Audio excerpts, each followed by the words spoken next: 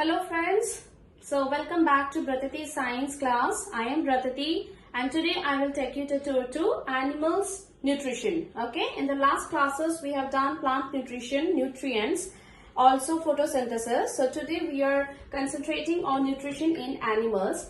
So what is the nutrition in animals means and what all they cover? They cover the nutrient requirements of the animals, the mode of food intake and the utilization in the body. Alright, so to our surprise, different small animals and other living beings have different mode of nutrition. So I want to discuss that in a form of a chart. So here let me write name of animals.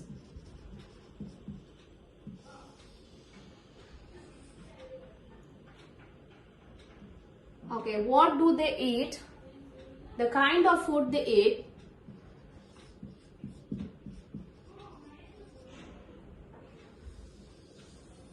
And what we call the mode of nutrition.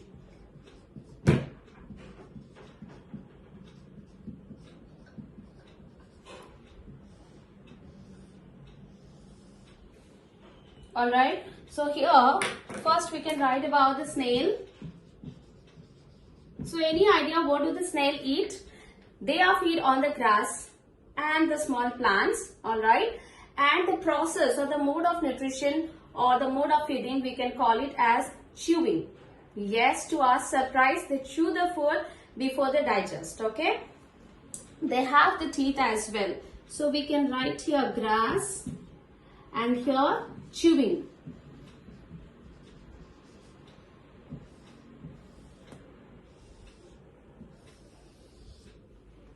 The next we'll move to the ants. Actually, they select the insects and scrap from the floor. So that kind of feeding process, we call it scrapping, and they eat on the insects. So number 2, we can write ants.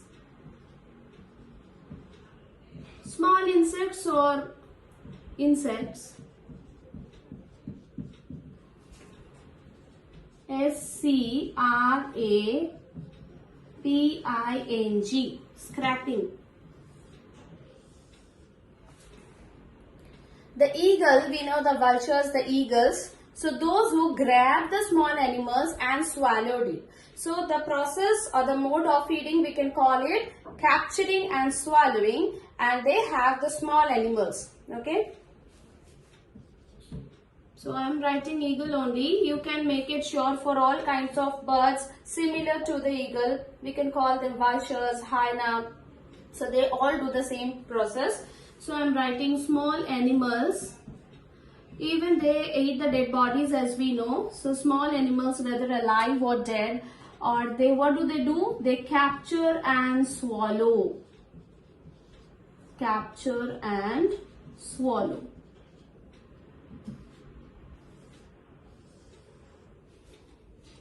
Next we'll come to hummingbird, lice, mosquito, butterfly. They have a long hollow tube in front of the mouth which is called proboscis. So they all can suck the nectar or the blood from us. So the hummingbird, the butterfly, they suck the nectar from the flowers. The mosquito, lice, and what do? They suck our blood through their sucking tube, right? So we will write here number 4 as hummingbird.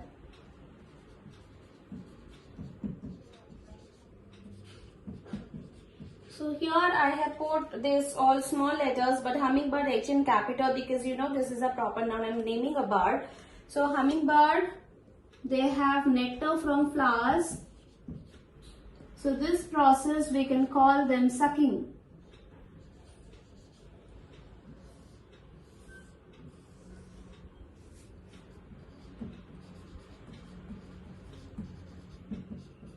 Mosquito or lice, they suck the blood from us or the other living beings.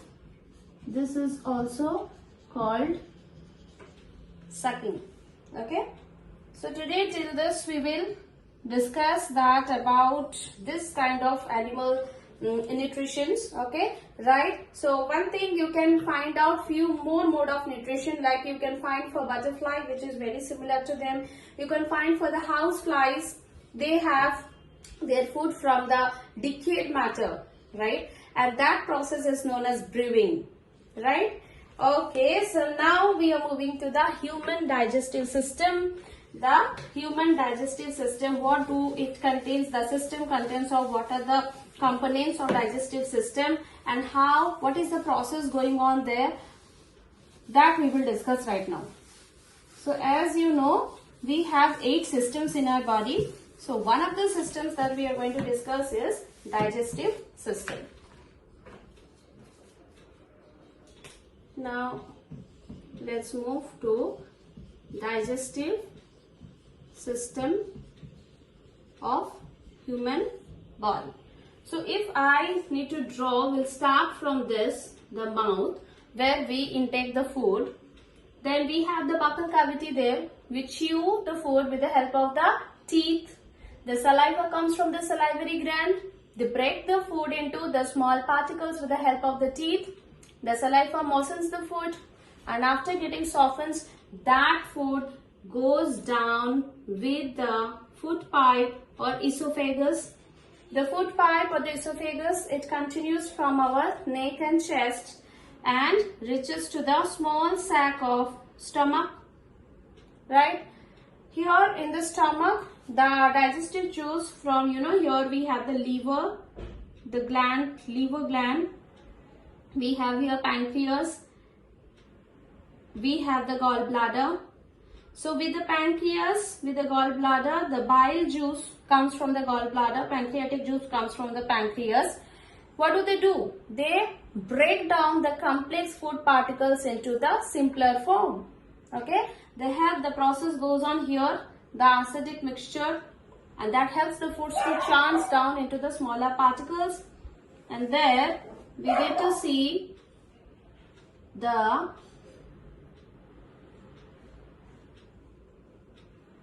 large intestine, and inside coiled, fully tightly coiled small intestine. And to our surprise, it's tightly coiled, but small intestine is actually 12 feet in length, whereas the large intestine is 6 feet in length. So small intestine is tightly packed and coiled, and it is almost 7.5 meters long.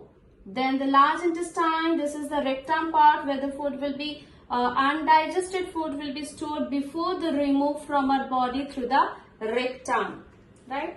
So here we have the salivary gland. So this is the alimentary canal. So this whole system we can call it alimentary canal. Alimentary canal. Now, whenever you are going to mark or you are going to label any diagram, any scientific diagram, always make sure you are drawing a line and then you are labeling out like this. So this can be the mouth part, initiation. Okay, the food intake by your mouth, that process is called ingestion. So ingestion takes place here with the help of, I am writing, mouth cavity, or we can call it the buccal cavity as well. Then this is our esophagus, or we can call it food pipe.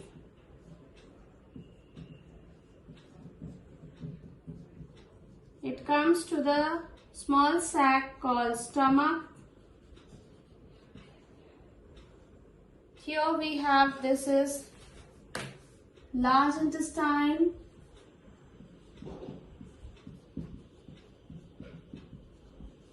And the tightly packed small coiled, this part is small intestine.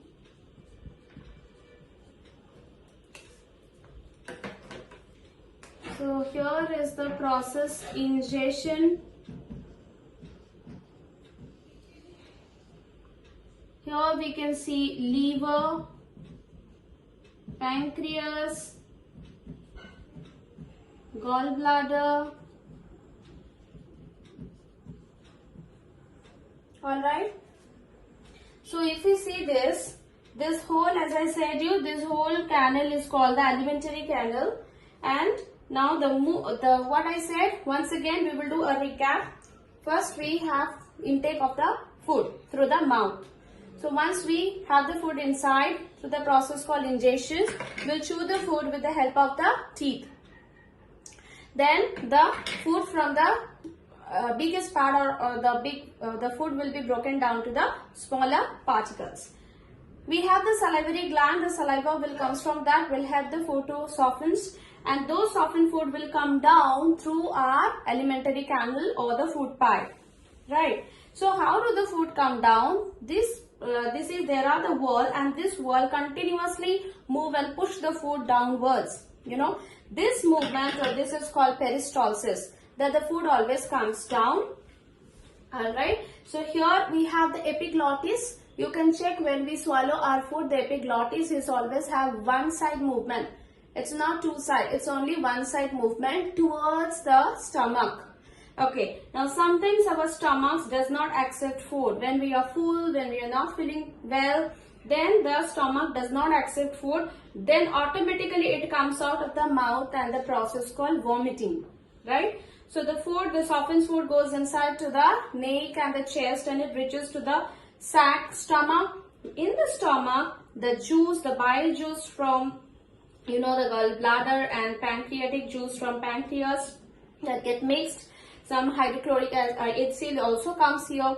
So that mixture of the acid to the food helps them, the fruits, to break down into the smaller particles, the complex food particles to the simple food complex, and then that goes to the small intestine. From small intestine it comes to the large intestine. You know, in the small intestine most of the digestion process ends, but the water and undigested part of the food, that goes to the large intestine, and in the large intestine the absorptions of the water takes place. Then the undigested food comes to this part, is called rectum. This is rectum. Okay, in the rectum, and finally this part is called anus. A-N-U-S. This anus helps the point through which our waste part or the undigested part of the food gets out of the body in the form of feces, right? So this is the whole alimentary canal. We are going to talk in details like what exactly happens here in between in the next class. Okay, so I hope you have understood the digestive system. So one food for thought to you, if you want to see that the food comes in the mouth and when we chew the food, what is the difference?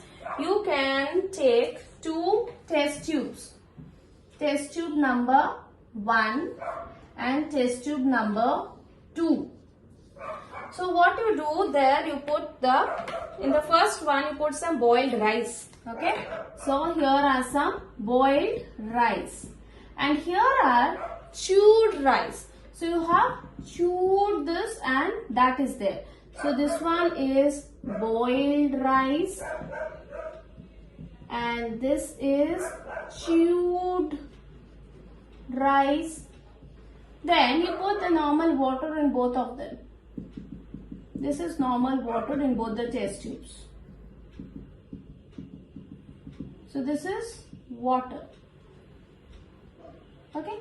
Then you put some iodine solution, few drops of iodine solution to both of the tubes. This is iodine solution. Okay. So when we put iodine solutions to both of the test tube, the one with the boiled rice actually turns bluish black in color. Bluish black. But here, after this, no change.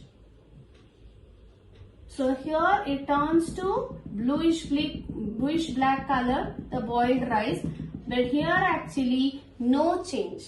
Okay. So you are going to explain what is happening in test tube 1 and test tube 2 in the next class. You can write me in the comment section any doubt, any questions you have. Please feel free to ask me, and don't forget to like it if the video you really liked it. Subscribe the channel and click on the bell icon so that all the updates whenever I upload the video reach to you at the first. Okay. See you. Take care. All right.